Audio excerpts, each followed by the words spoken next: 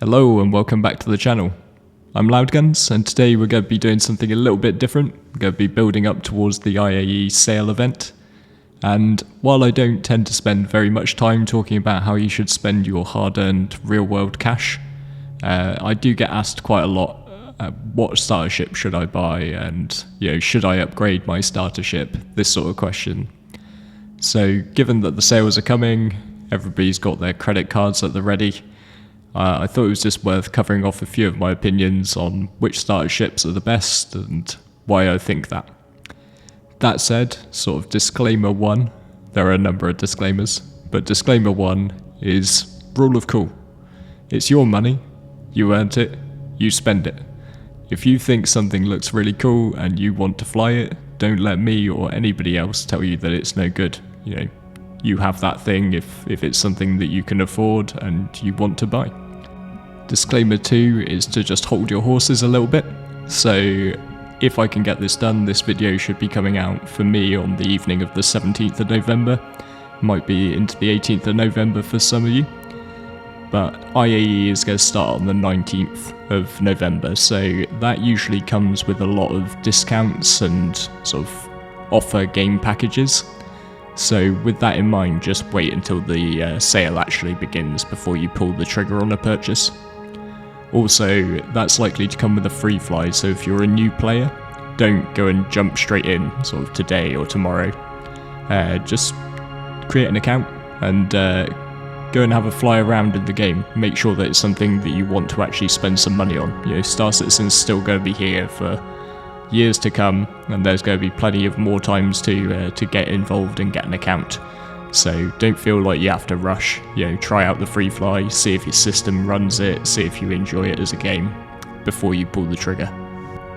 All you need for the free fly itself is to have an account created. Just when you create that account, make sure that you use somebody's referral code.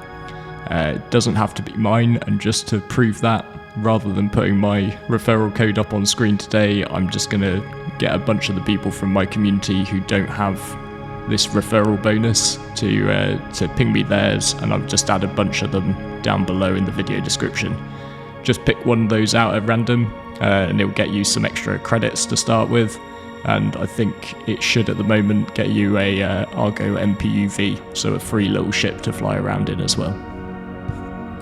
And speaking of our community, feel free to come along and join our Discord. I love Star Citizen and have played a lot of it solo, but this game really comes to life when you play as part of a group, when you're flying around in these multi-crew ships. It's what makes Star Citizen different to me. And we're just a chilled out group who enjoy having a bit of a laugh and mucking around in the game. And one of the things the people in the community really help me with is when I'm doing little projects like this. So I straw polled them and I asked them to send me screenshots of their fleets, because I wanted to kind of make a point here that Star Citizen's funding model relies on people buying spaceships, and so if you're buying ships and you're spending more money than you have to get into the game because you believe in the project and you want to back it and fund it, then that's absolutely awesome. If you've got that money to spend and you want to throw it towards a project that you believe in, then that is your choice, and I thank you for doing that basically, because it helps get this game that I love playing created. But if you're buying ships because you think you need them in order to get by in Star Citizen, then just remember how many people there are out there who have truly massive fleets. And I'm not knocking those people, because here's mine. So I've spent more money than I probably intended to on this game. I got a bit of FOMO at various points and I picked different things up. I'm also very lucky in that I've got quite a few referrals. So I had some of the referral ships that they give you, and I've upgraded those into ones that I'm sure I'm going to want.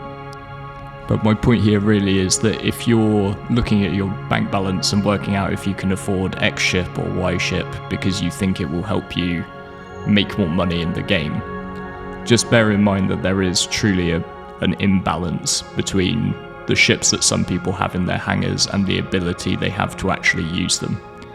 So because there are a larger amount of people with large multi-crew ships than there are probably people flying around who just have an Aurora or a Mustang, the very basic starter packages in their hangars. The people who own large fleets, even like mine will take 46 crew to man entirely. I'm not going to be able to persuade anybody to come and crew on my ship unless I'm giving them a fair share. Currently, the way we tend to operate when we do group ops is that just everybody who participates in an operation gets paid equally. Because the important thing really is the people that you have to run the ship. It's not so much the ship, because lots of people have the multi-crew ships.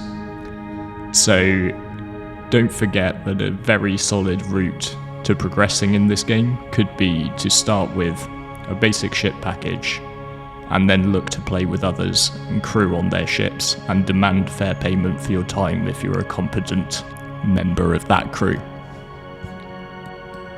So with that all said, the first choice comes down to Aurora or Mustang. And just a quick warning, I'm in the UK, so all of the prices that are shown on my screen include 20% VAT, so that might not be the same for you, so a lot of the prices that I talk about will be dialed back to not include taxes. So basically, a starter pack is going to cost you $45. That's going to include a $15 game package. That's your access to Star Citizen, the persistent universe, and these ships both have a $30 ship value to them. You can buy more expensive starter packs, which also include Squadron 42. That's the single player game, which is also going to get released. That's your decision whether or not you buy that. Sort of earlier packages included Squadron as well, but personally I'm more focused on playing the PU, the actual MMO aspect of Star Citizen. There are a couple of pluses and minuses for each one, but the real one is that the Aurora has a bed, whereas the Mustang is a bit more combat oriented, so it's got higher levels of DPS. So the Mustang puts out about 800 DPS as base versus the Aurora's 600, because it's got some size 2 guns, not some size 1s. On balance, I'd personally go for the Aurora, because the bed, sort of as we go later into the game, it's going to be your logout point, and I think it's going to let you get around the verse a bit more. So if you need to hit those crew opportunities, I'd go for an Aurora. But if you want to sort of zero to hero, and you're a bit more pew-pew, maybe the Mustang. Very much up to you. So I get asked the question a lot, but I want to spend a bit more money. I love this game, I'm really enjoying it, and I'd like to just upgrade my starter ship a little bit. If you absolutely insist on spending more money, then the ship that I can sort of comfortably recommend is the Avengers Titan. So it's $25 more than the Aurora or Mustang, so the package will set you back a total of $70. So again, that's that 20% tax being added onto my screen. But this is a perfect fit for an individual. It's a ship that you can settle quite comfortably into. Has the benefit of a bed, so you've got that logout point, and you can probably travel a bit further due to that. It also comes with a bit of cargo space, which neither of the Aurora MR or the Mustang Alpha do, so you can lug around 8 SCU freight units of cargo. And it's pretty punchy in a fight, so it's got one size 4 and 2 size 3 hard points, which give it a base DPS of 1600, which is nearly double what the punchier Mustang Alpha has. And if you sort of put my favoured build onto it, you can get 1640 DPS with the benefit of laser weapons, so you don't have to go and worry about stopping to reload or anything. It's also a bit tankier in a fight. You've got 2 size 1 shields versus the 1 size 1 shield on either of the other ships. And it's got more hull HP as well, so it can hold up better and be a bit more forgiving. Couple of honourable mentions. We've got the 100i, package price of $65, so a $50 ship value. So this ship does give you a bed, and I'll admit that it's sleek, but I think there's a bit of luxury tax in there because of the Origin brand. It just doesn't match the Titan for utility to my mind. You know, you don't have the level of SCU, you don't have the level of firepower. And I think you're probably better off starting with a base pack and buying one of these in-game if it happens to just be your jam. And there's also the Anvil Arrow, which for me at $90 for the package, $75 for the ship, it's just a bit too pricey for what it is. It is a very competent light fighter though, and benefits from not falling off in terms of relevance, which maybe some of the starter ships do. So even late game fleets of ships are still going to incorporate nimble light fighters. So there's a chance that if you start with an Arrow, then maybe you might still be using it even when Star Citizen enters a much later state of the game. That said, sort of even this ship, for example, is about 1 million credits. I think it comes in just under 1 million credits. So grinding to buy one of these, even with a starter ship, is something that sort of if you put your head down a little bit, you can get done in a matter of days. So I would question whether that jump in cost is really going to bring the utility that you might desire from having spent that much money. So the Nomad is the Marmite option. You'll either love it or you'll hate it. And to my mind, personally, if this ship was priced in line with the Titan, maybe sort of a smidge more at like a $60, $65 ship value, it'd be a hard choice between the two. But pricing it at $80 with the package running you for $95 puts it too close for comfort to the last ship that we'll look at on this list, the Cutlass Black. The biggest selling point for the Nomad to my mind though is its ability to carry a rock mining vehicle. So that's one of the little buggies that mines gems. And so that technically makes it the cheapest way to get straight into the mining profession, since your starting cash will probably cover a rock rental in-game. The Nomad does have a great interior with a proper habitation unit, so you've got your bed, you've also got your kitchen area for preparing food, which with the survival elements will probably have a read across into the later game, and you've got things like your shower and bathroom and some really good storage options. So I can totally understand if this floats your boat and is what you'd prefer to go for. But the reason that I don't particularly go for the Nomad is that I just figure if you're going to spend $95 on a video game, you might well find yourself putting in $20 more to go all in a $115 game package and upgrade to what I would term the ultimate advanced starter, personal opinion.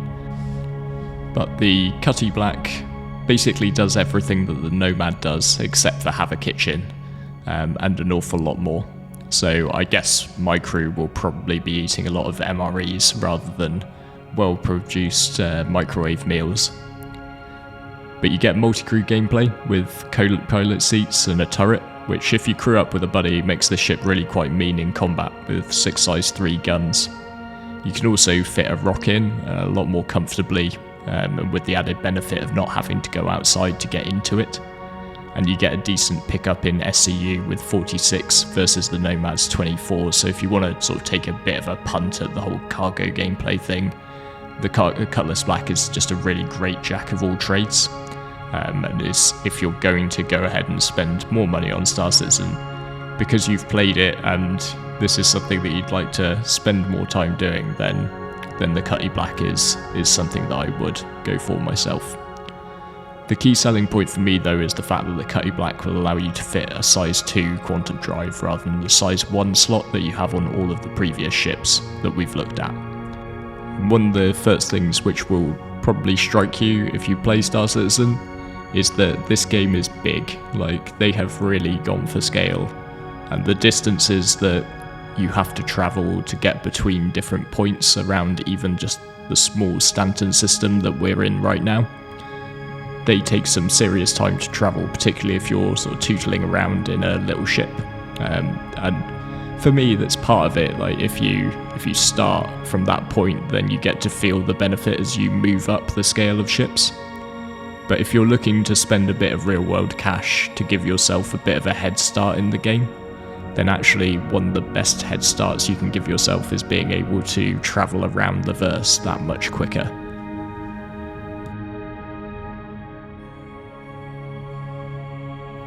So I hope that was a little useful rundown if you're new to the game or you've been considering maybe upgrading your starter ship or looking to get a starter pack to start the journey in Star Citizen. Like I said though, I can't say this enough, all you need to play the game is a game package.